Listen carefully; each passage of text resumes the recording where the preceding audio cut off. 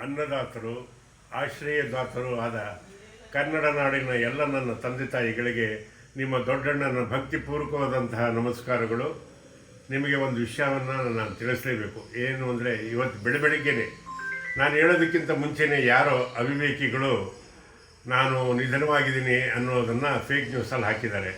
ಅದು ಶುದ್ಧ ಸುಳ್ಳು, ಶುದ್ಧ ಸುಳ್ಳು, ಶುದ್ಧ ಸುಳ್ಳು. ನಾನು ಆರೋಗ್ಯವಾಗಿದ್ದೀನಿ, ನೆಮ್ಮದಿಯಾಗಿದ್ದೀನಿ. ಹಾಗಾಗಿ ಈ ವಿಷಯನ ತಮಗೆಲ್ಲ ತಿಳಿಸ್ಬೇಕು. ನನಗೆ ಬೆಳಗ್ಗೆಯಿಂದ ಮುಖ ತೊಳ್ಕೊಳ್ಳೋದಕ್ಕೂ ಬಿಡ್ತಾಯಿಲ್ಲ. ಎಲ್ಲ ನನ್ನ ಪ್ರೀತಿ ಪಾತ್ರರು, ನನ್ನ ಅಭಿಮಾನಿಗಳು, ನನ್ನ ಬಂಧು ಬಳಗದವರು, ನನ್ನ ಮಕ್ಕಳು ಮೊಮ್ಮಕ್ಕಳು ಎಲ್ಲ ಫೋನ್ ಮಾಡ್ತಾಯಿದ್ರು. ಅದಕ್ಕೋಸ್ಕರ ಈ ವಿಡಿಯೋ ಮಾಡಿ ನಿಮ್ಗೆ ಆಗ್ತಾಯಿದ್ದೀನಿ. ನಾನು ಆರೋಗ್ಯವಾಗಿದ್ದೀನಿ.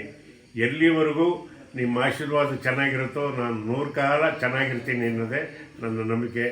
ನನ್ನ ಮೇಲೆ ಈ ರೀತಿ ಪ್ರೀತಿ ವಿಶ್ವಾಸ ಇಟ್ಟಿದ್ದಕ್ಕೆ ಎಲ್ಲರಿಗೂ ವಂದನೆ. ಆ ಕಿಡಿಗೇಡಿಗಳನ್ನಂತೂ ಬಿಡಲ್ಲ, ಬೆನ್ನತ್ತಿ ಅವರಿಗೆ ಒಂದು ಪನಿಷ್ಮೆಂಟ್ ಮಾಡಿಸ್ತೀನಿ. ನಮಸ್ಕಾರ.